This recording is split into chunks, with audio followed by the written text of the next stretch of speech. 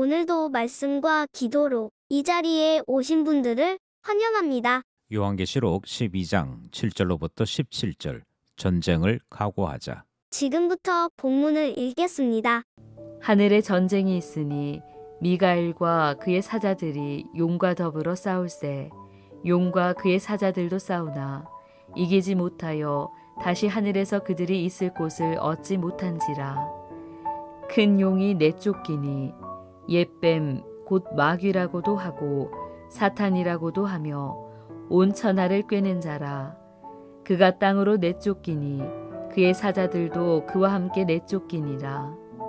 내가 또 들으니 하늘에 큰 음성이 있어 이르되 이제 우리 하나님의 구원과 능력과 나라와 또 그의 그리스도의 권세가 나타났으니 우리 형제들을 참소하던 자 곧 우리 하나님 앞에서 밤낮 참소하던 자가 쫓겨났고 또 우리 형제들이 어린 양의 피와 자기들이 증언하는 말씀으로써 그를 이겼으니 그들은 죽기까지 자기들의 생명을 아끼지 아니하였도다.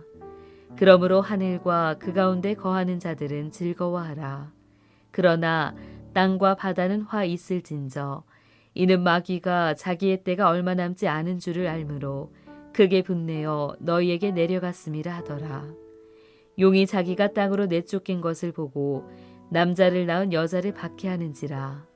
그 여자가 큰 독수리의 두 날개를 받아 광야 자기 곳으로 날아가 거기서 그 뱀의 낯을 피하여 한 떼와 두 떼와 반 떼를 양육받음에 여자의 뒤에서 뱀이 그 입으로 물을 강같이 토하여 여자를 물에 떠내려 가게 하려 하되 땅이 여자를 도와 그 입을 벌려 용의 입에서 토한 강물을 삼키니 용이 여자에게 분노하여 돌아가서 그 여자의 남은 자손 곧 하나님의 계명을 지키며 예수의 증거를 가진 자들과 더불어 싸우려고 바다 모래 위에 서 있더라. 본문의 중심 메시지입니다. 12장에서부터 14장은 하나님께서 어떻게 구속의 역사를 이루어 가시는지를 상징적인 말씀을 통해 설명하는 내용으로 되어 있습니다. 그 가운데 오늘 본문은 하늘 전쟁에 대해 우리에게 소개하는 말씀이지요. 본문을 살펴보겠습니다. 첫 번째 문단은 7절로부터 14절입니다. 본문은 하늘에서 벌어진 전쟁에 대한 말씀을 우리에게 전하고 있지요.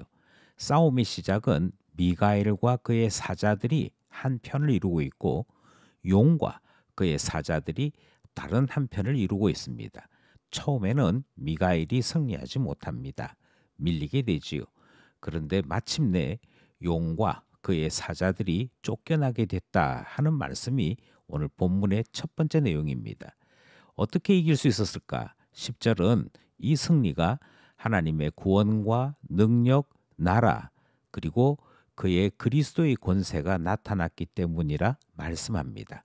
그러니까 예수 그리스도께서 죽으시고 부활하시고 승천하셔서 하나님 보좌 우편에 계실 그때에 이 모든 일에 대한 전쟁은 끝을 맺게 되는 것이고 마침내 하나님의 승리의 소식을 알리는 놀라운 일이 일어나게 된 것입니다. 사탄은 참소하는 자, 오늘 본문에 따르면 마귀 또는 옛 뱀이라고 불리는 자이며 사람들을 꿰는 자라고 소개하고 있습니다. 참고로 말씀드리면 사탄은 히브리어입니다. 마귀라고 되어 있는 이 단어는 헬라어로 되어 있습니다. 그러니 마귀, 사탄은 같은 말이기도 하고 뱀으로 표현되기도 하더라 하는 것이지요.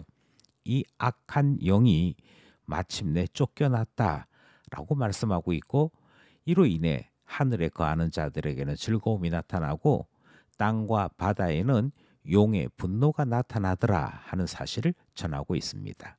결국 하늘 전쟁에서 패배한 용은 땅으로 내려와 남자를 낳은 여자를 박해합니다. 여기서 여자는 교회를 의미합니다. 그러니까 남자를 낳은 여자를 박해했다 하는 것은 드디어 악한 영들이 교회를 공격하기 시작했다 하는 말씀으로 이해할 수 있습니다.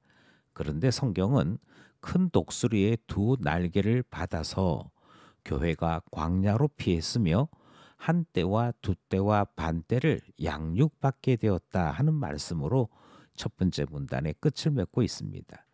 이것은 사탄이 아무리 교회를 공격한다 할지라도 하나님께서 보호하고 계신다라고 하는 것을 우리에게 전할 뿐 아니라 교회가 살고 있는 때로 광야와 같은 삶들은 사탄에게서 멀어지는 것이며 동시에 교회가 교회답도록 양육받는 기간이 되므로 하나님께서 교회를 보호하시고 양육하신다 하는 것을 우리에게 가르치는 말씀이 되지요. 하늘 전쟁에서 사탄이 패하였습니다. 하나님의 군대가 이겼고 교회가 함께 승리의 영광을 누리게 된 것이며 사탄이 아무리 공격한다 할지라도 하나님은 광야로 피하게도 하시고 날개로 날아가게도 하심으로 그의 교회를 보호하시며 양육하신다. 이 사실을 전하는 첫 번째 문단 말씀입니다. 둘째 문단은 15절로부터 17절입니다. 용에게 맞서는 여자에 대한 말씀이지요. 용, 다르게 말씀드리면 뱀이 물을 강같이 토하여 여자를 물에 떠내려가게 만들려고 했다 하는 말씀이 등장합니다. 그런데 땅의 도움으로 그 많은 물이 사라짐으로 여자는 보호를 받더라. 용의 계획이 실패했더라 하는 말씀이 기록되어 있습니다. 여기서 그만둘 용이 아니지요. 용은 그 여자의 남은 자손과 싸우려고 바다 모래 위에 서 있다 하는 말씀이 기록되어 있습니다. 그러니까 마치 최후의 일전을 각오한 그런 모습이 보여지고 있습니다. 그런데 여기에 여자의 남은 자손을 성경은 이렇게 표현하고 있습니다. 그 여자의 후손이란 하나님의 계명을 지키며 예수의 증거를 가진 자들이라고 말씀하고 있지요. 여기서 이 증거를 가진 자들은 순교를 각오한 자라고 표현되고 있습니다. 하나님을 믿기에 하나님 말씀을 지키고 붙잡을 뿐 아니라 예수를 증거하는 일에 목숨을 내어놓은 신앙이 투철한 자들은 용과 싸우고 그리고 이 싸움에서 하나님의 보호하심을 체험하게 된다 하는 사실을 보게 되지요. 그러면 이런 각오가 없는 사람은 어떻게 된다는 것이냐?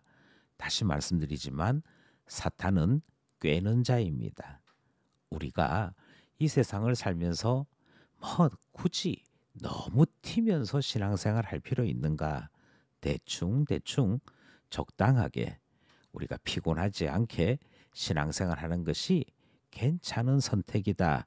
이렇게 유혹하는 것은 사실은 사탄이 우리에게 주는 시험이요 또 함정인 것이지요. 사탄은 이 땅을 살고 있는 성도들을 두 가지로 시험한다라고 어떤 책에 기록되어 있습니다.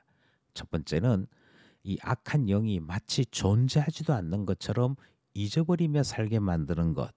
그것이 사탄이 성도들을 시험하는 것이라 그렇게 소개하고 있고요. 두 번째는 사탄이 너무너무 무서운 존재여서 우리가 아무리 대항해봤자 이길 수 없다라고 하는 두려움. 그것이 바로 사탄이 우리에게 주는 시험이요 함정이다. 그렇게 설명한 책이 있습니다. 저는 이 주장이 옳다고 생각합니다. 많은 사람들이 영적으로 깨어있지 않습니다. 자기 자신을 무장하지 않습니다. 사탄이 나를 죽이려 하는 것을 조금도 의식하지 않습니다. 그러나 오늘 본문에서 하늘의 전쟁에서 이긴 것도 예수 그리스도 때문이요.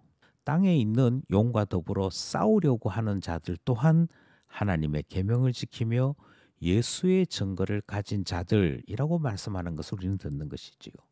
분명한 신앙 고백, 투철한 경건, 이것이 하나님의 자녀들로서 세상과 더불어 싸워 이기고 악한 영과도 싸워 이기는 힘이 된다는 사실을 말씀을 통해 듣는 것입니다.